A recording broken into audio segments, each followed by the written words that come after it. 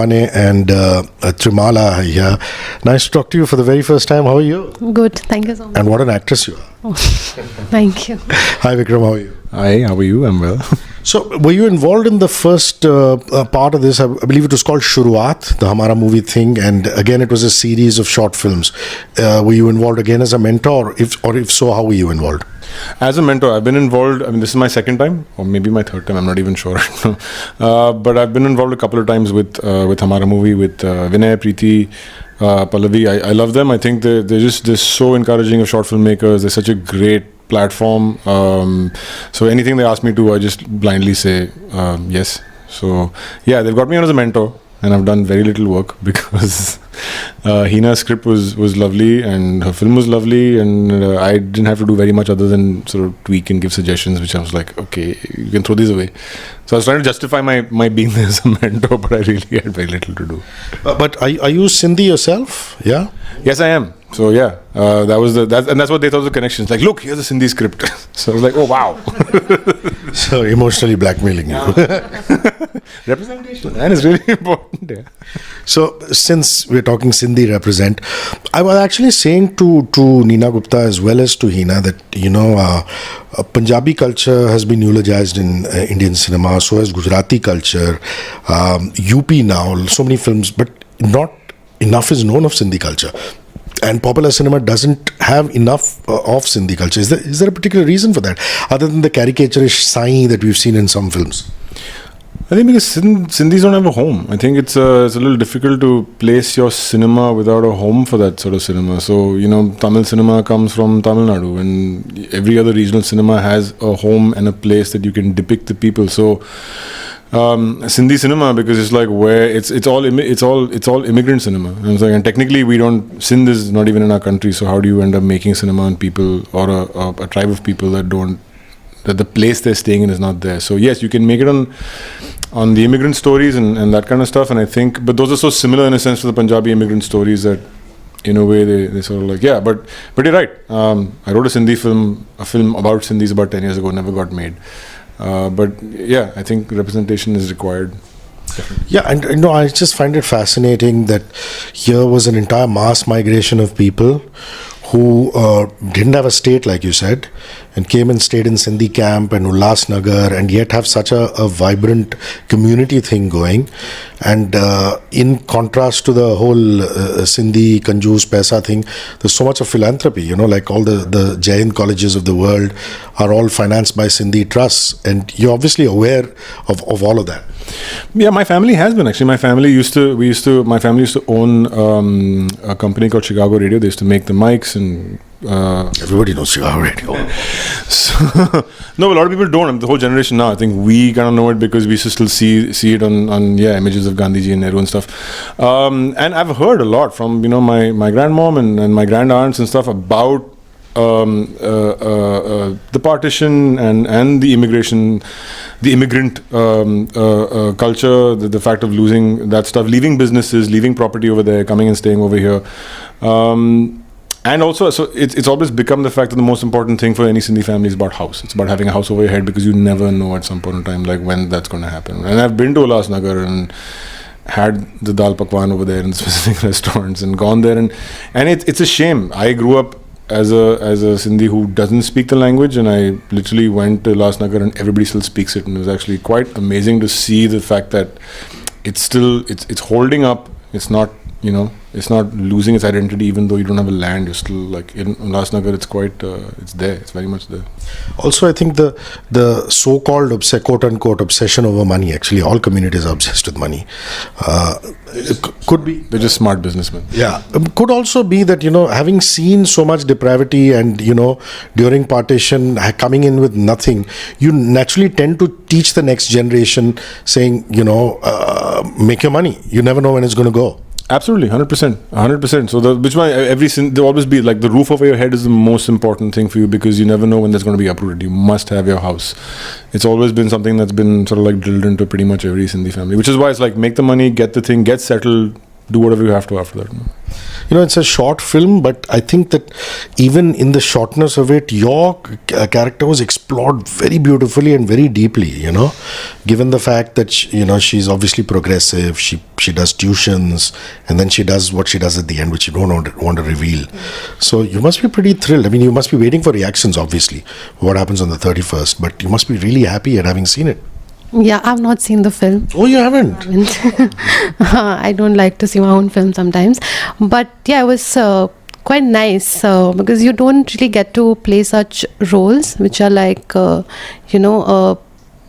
confident, and otherwise a lot of films you read, we are portrayed women in like certain ways. So this was really a script which I really loved because it was a very challenging and I had a graph. So, that I really liked in the film. And it's also interesting that Neena Gupta's character seems to, and you seem to be kindred souls, even though you don't really, interact much in the film.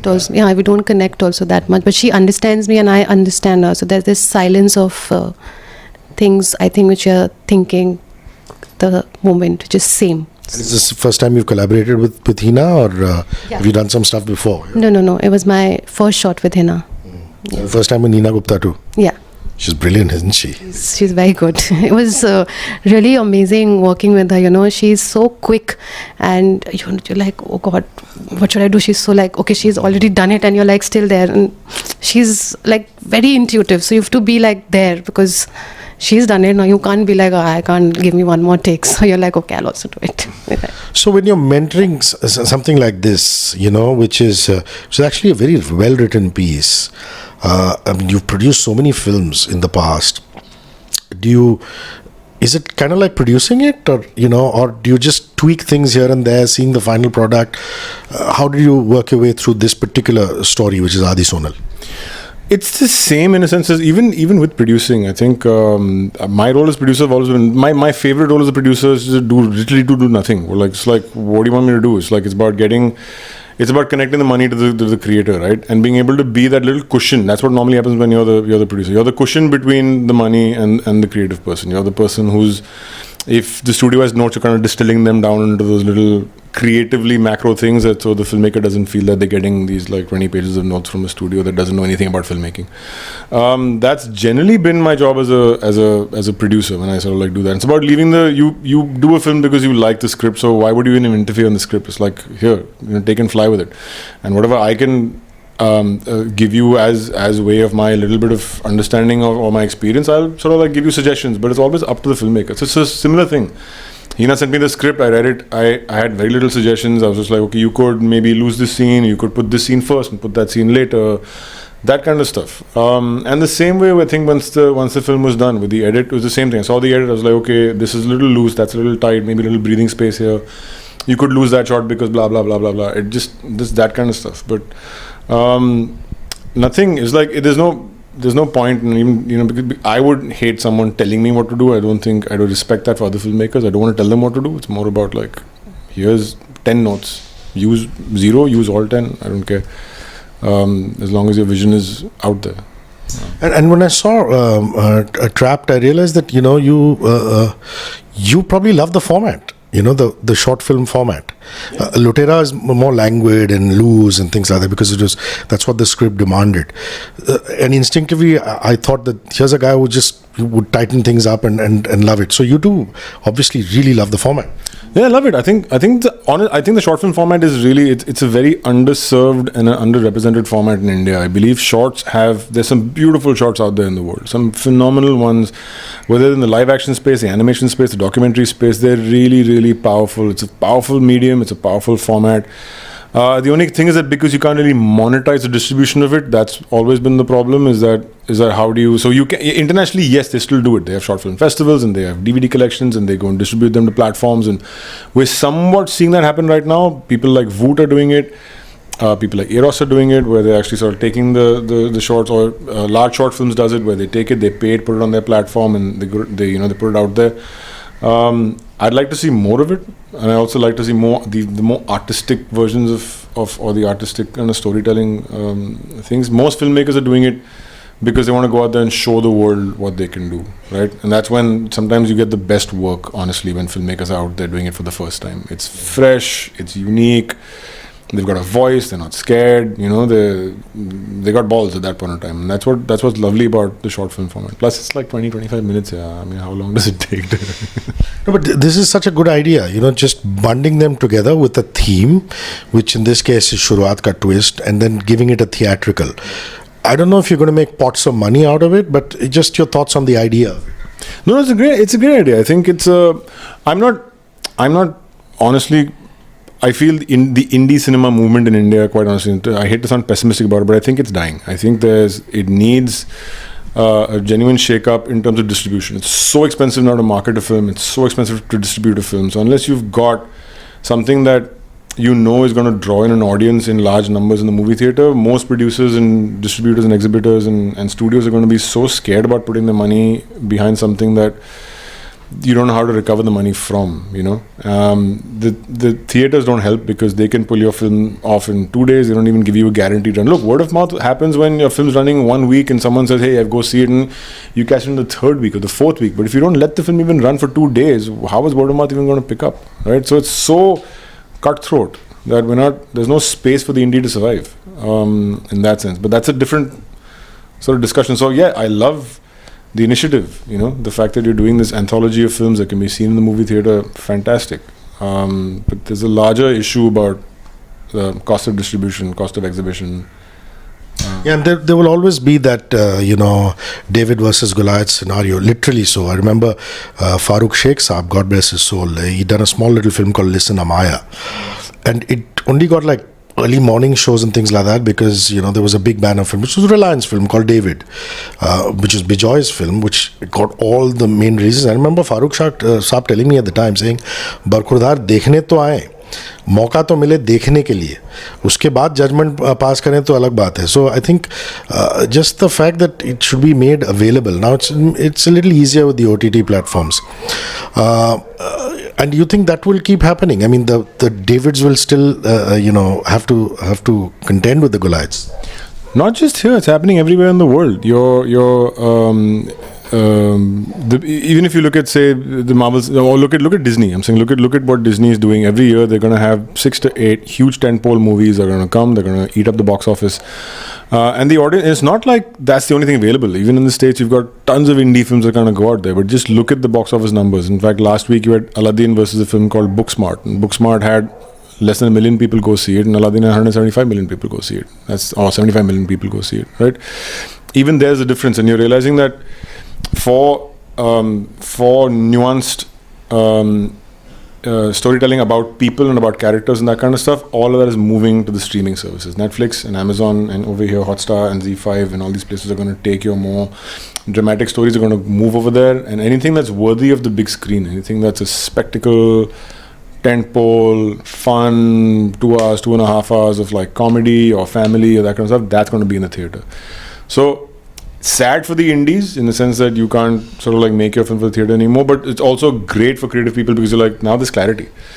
We have the option today. Like 10 years ago, like I want to make a movie. It's like, great. The only place you can show that movie is in the theater. Today is like, I want to make a movie, but okay, cool. Do you want to make it as a series of shorts? Do you want to make it as a full-length feature film? Do you want to make it as a series? Do you want to make it as whatever, you know?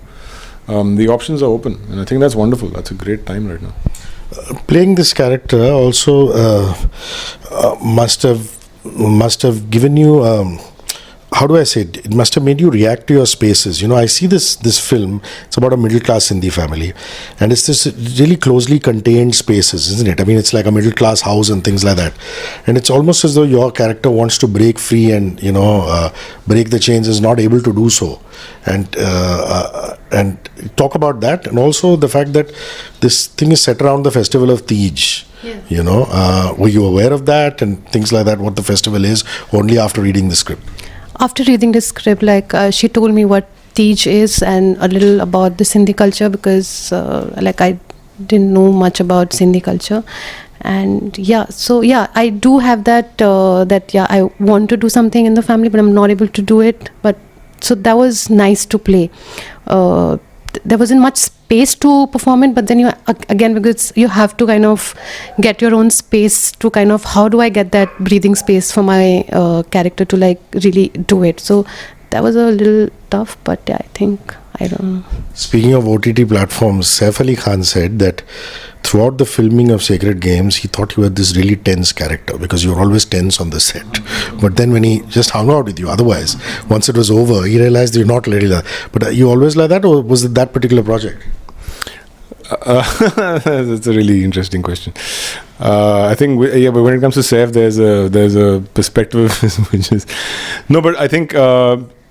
It was a really tough shoot. It was a really tough shoot. You were trying to pack in literally 8 episodes of work in which is 600 minutes of stuff into the same 50 days of shooting you normally sort of like do. It was tight. So yeah, I was only thinking about.